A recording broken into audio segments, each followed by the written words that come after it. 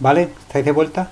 Os aconsejo que toméis nota, ¿vale? Voy a intentar ir un poco más despacio porque lo que voy a pedir son resúmenes de obras. Arrancamos donde nos quedamos, que es en el estilo italo-gótico que arranca en el siglo XIII y cuyo precursor, la persona que lo inició, ¿no?, era Cimahue. Ya esto ya lo hemos visto. Así que vamos al primer representante importante de esta tendencia, de esta escuela. Lo tenéis aquí. Es Giotto. Estamos en el siglo XIII. Giotto, un artista mucho más destacado, bueno, desde luego muchísimo más original que el que había sido su maestro. Su maestro es Cimahue. Características generales de Giotto: su amor por la naturaleza, el que es un gran observador. Vais a ver que se fija en los detalles, ¿vale? Vamos con el análisis de las dos obras. Os he colocado dos obras que tienen características más o menos comunes, ¿de acuerdo? Voy a ir despacito y lo vais anotando. Por una parte vamos a ver el beso de Judas y por otra parte la huida a Egipto. El beso de Judas. Lo que se representa es el momento en el que Judas traiciona a Cristo y lo va a entregar al poder romano.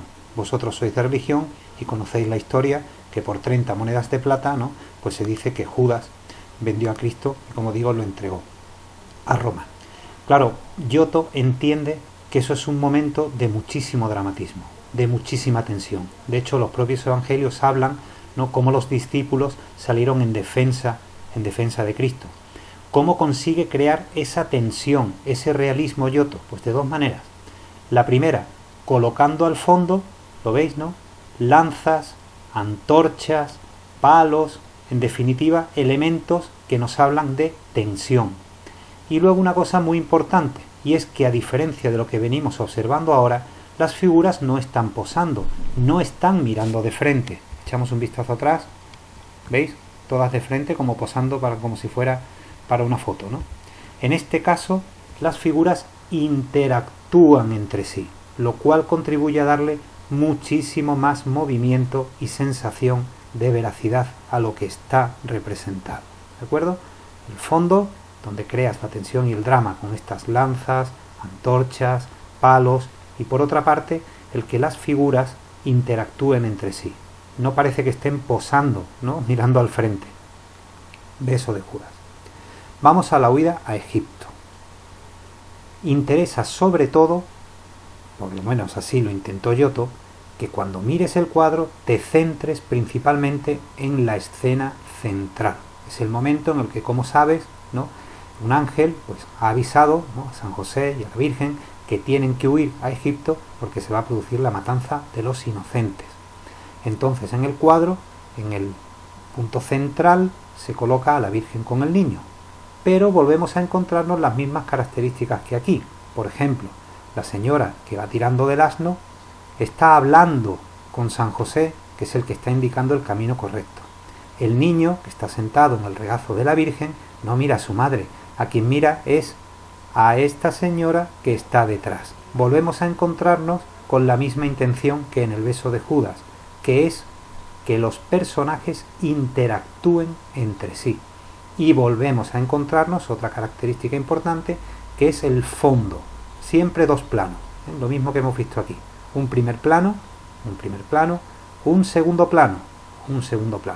Es verdad que este paisaje no parece que esté pintado especialmente bien, pero lógicamente es que a Giotto lo que le interesa sobre todo es que nos centremos en la escena principal. De todas maneras, sí se consigue ese efecto de 3 dimensiones colocando este paisaje al fondo, o ese efecto de 3 dimensiones colocando, fijaos, ¿no?, la postura del ángel que acompaña a la familia en su ida a Egipto. Sobre un fondo azul, el azul siempre es un color muy del gótico, ¿vale? Y unos árboles que parece que están más bien pegados, ¿no?, que bien pintados sobre el paisaje porque están muy desproporcionados, pero que en ningún momento despistan del hecho de que tú mires la escena principal. Vale, pues estos dos cuadros de Giotto. Y ahora vamos a ver una escuela distinta. Fijaos que estamos aquí en el siglo XIII. Avanzamos. Nos vamos al siglo XV y vamos a ver un estilo completamente diferente. Es lo que se llama el estilo flamenco, que no tiene nada que ver ni con la sevillana ni con las bulerías. Se llama estilo flamenco porque, como dice la diapositiva aquí arriba, surge en Flandes. Claro, en el siglo XV en Flandes resulta que coincide en el tiempo con algo que ya estaba pasando en Italia. Y es que, ya lo veréis el año que viene, en el siglo XV en Italia se ha iniciado ya lo que es el Renacimiento. Lo digo esto para que entendáis que en la historia no todo se sucede a la vez. A la vez que se está produciendo este estilo en Flandes, en Italia, por ejemplo, ya se ha avanzado a una forma artística muchísimo más cercana, ya lo veréis, ¿no?, a lo que es el humanismo. Es toda una corriente intelectual que es el Renacimiento. Bueno, voy al grano. El pintor que vamos a analizar es Jan van Eyck y vamos a ver dos obras suyas. La primera la tenéis aquí, es un enorme retablo, es una pintura al óleo, ¿vale?, sobre tabla. Todas las pinturas de Van Eyck van a intentar siempre conseguir un efecto de 3 dimensiones. Si os fijáis en la parte inferior ya lo vais a ver clarísimo, ¿no?, cómo va colocando las figuras en diferente tamaño y dentro, integradas siempre en un paisaje, intentando dar una enorme profundidad, volumen, dimensionalidad. Pero además hay otra característica muy importante, y es el gusto por pintar todos y cada uno de los detalles. Eso lo vamos a ver muy bien. En la adoración del Cordero Místico, que es toda esta obra, lo que se intenta es recordar a los seres humanos que tenemos la obligación de adorar, de venerar la figura de Cristo, que es la cabeza de la Iglesia. Por eso Cristo aparece representado en el centro, curiosamente, con las vestimentas de los papas de entonces. No sé si os acordáis que decía en el pasado montaje que era muy frecuente utilizar los ropajes de esa época, aunque en el fondo los personajes hubiesen existido en una época mucho más anterior. Bueno, pues aquí aparece Cristo bendiciendo lógicamente a la humanidad. A la derecha pues tenemos la figura de María, a su derecha me refiero, y a su izquierda pues estaría San Juan Bautista. Otros elementos que aparecen pintados, pues lógicamente Adán y Eva, ¿no?, que son el origen de la creación. Están, digo, en el origen de la creación, nuestros primeros padres, Adán y Eva. En el centro, coros de ángeles cantando, seguro de forma muy afinada, ¿no?, cantos celestiales. Por eso aparecen dibujados también ángeles con alusiones, por ejemplo, al Espíritu Santo, ¿no?, es la paloma que coloca aquí sobre la cabeza. Y luego en el plano inferior, pues representaciones de santos, de gente orando.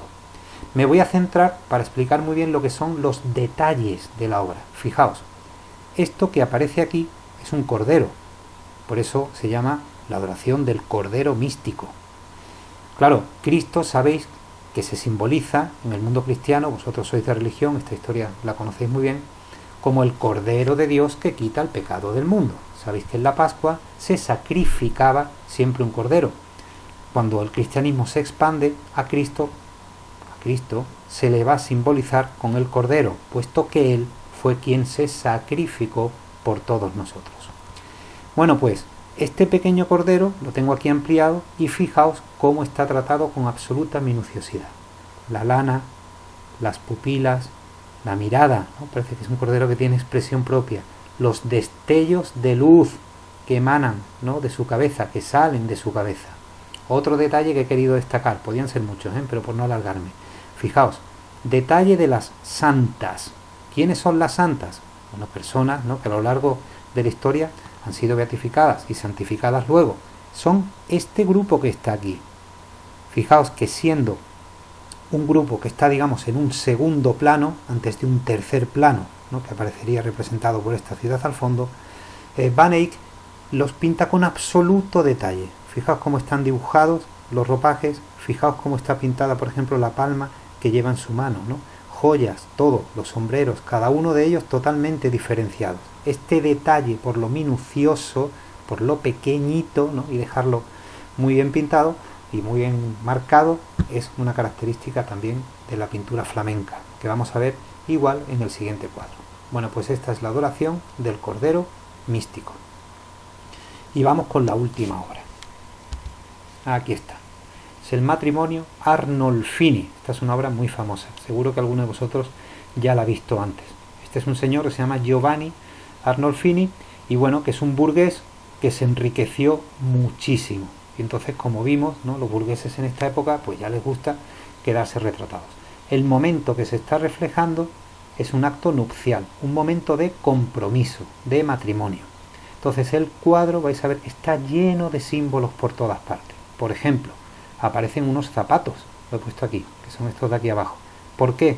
Porque en el momento que este ritual se producía, la tendencia era a descalzarse y pisar el suelo con firmeza, puesto que el compromiso que van a adquirir es para toda la vida. Otro detalle curioso, en el alféizar de la ventana ha colocado una naranja, y aquí también abajo aparecen. Aquí os he puesto el detalle, fijaos con qué detallismo está pintada. ¿Por qué? Bueno, pues porque Giovanni era una persona que se dedicaba precisamente a importar naranjas y limones de España, que en estos momentos son unos productos carísimos y muy apreciados en Flandes. Otro elemento, el perrito, que no solamente ayuda también a dar esa sensación de profundidad que tiene el cuadro, ¿no? Fijaos que hay siempre como tres planos, un primer plano, un segundo plano y un tercer plano en el fondo. El perro, siempre que lo veáis en una pintura, lo que indica es fidelidad, es símbolo de fidelidad. Pero además, y no es casualidad, sabemos que es una raza que era muy costosa, muy cara, con lo cual también aprovecha este matrimonio, ¿no?, para dar a entender que tienen muchísimo poder adquisitivo. Eso también se refleja en el hecho de haber incluido en esta representación un arcón donde se supone guardaría todas sus riquezas. Y luego un último detalle, que es alucinante, por lo menos a mí me lo parece, y es que en el fondo, sobre el cabecero de la cama, aparece reflejada una imagen que está pintada con absoluta minuciosidad. En esta imagen lo que estamos viendo es lo que vería la persona que está colocada aquí enfrente. Por eso, como veis, se dibuja a la perfección al matrimonio de espaldas y en el fondo a lo que se supone serían los testigos de este momento. Todo hace pensar que el propio Van Eyck fue testigo de este matrimonio. Bueno, pues ya está, hasta aquí hemos llegado. Señores, muchísimas gracias. Os voy a pedir un favor, ya que es el último, ¿no? Intentar hacer estas últimas redacciones tranquilamente, vais parando el vídeo, vais escribiendo, ¿vale? Para que esta última nota pues sea un 10 para todos, ¿no? Yo creo que os habéis merecido, después de un año como el que hemos pasado, intentar terminar el curso de la mejor manera posible. Muchísimas gracias por todo, seguimos en contacto, ¿vale? Pero esta será ya la última clase grabada. Venga, nos vemos en los meet de los viernes, ¿vale? Hasta luego.